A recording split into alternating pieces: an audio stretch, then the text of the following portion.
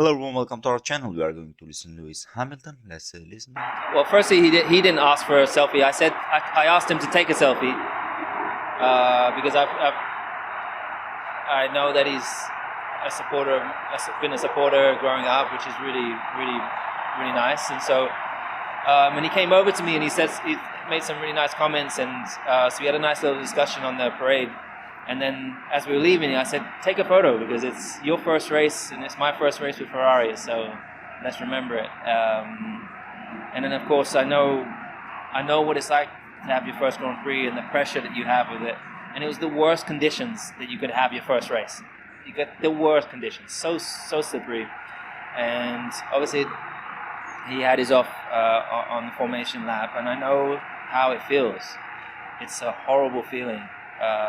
One, from yourself, because you've practiced so much, you've prepared so well, and then something like that happens. And then two, with how people look upon you and the negativity you feel like that's incoming. So I think it was really important. I remember what it was like at the beginning, and I really wanted to try to be there as much as I can for Isaac. My door's open. We can always have conversations moving forwards, and also just know that one race doesn't defy you.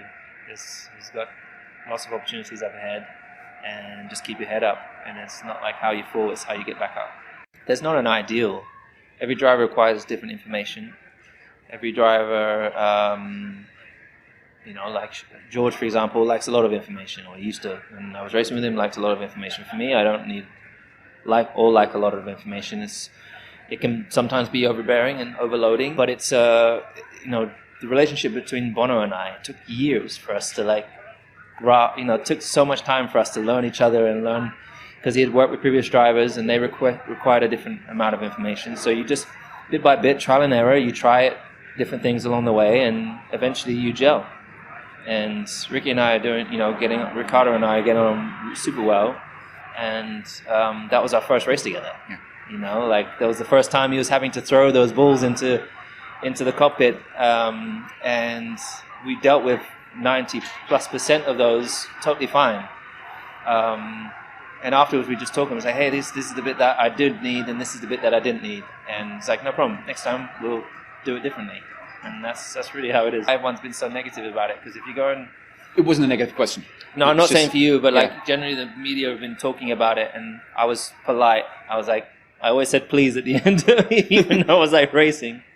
And when you look at some of the other drivers who have been super vocal, almost abusive, with their engineers, have taken batterings for years, and mine didn't even take a battering. And there was a couple of individuals that were quite rude on how we spoke. Yeah. So but anyways, it's something you learn along the way. So from race to race, we're going to get stronger together, and that's the most important part. Yeah, it's good to see Lewis Hamilton is respecting the rookies, is giving hand, trying to help them, and also if it came to that problem, let's say, it's not a problem, but something like that happened with his engineer. I think it's a normal thing, because it was 17, 18 years with the other engineer, and with the Ricky was just for one race, and of course he doesn't know what Hamilton wants or didn't want to hear on a team radio, but it will be it will be interesting to follow also in their relationship. Just don't forget to like the video, comment it, and subscribe to the channel.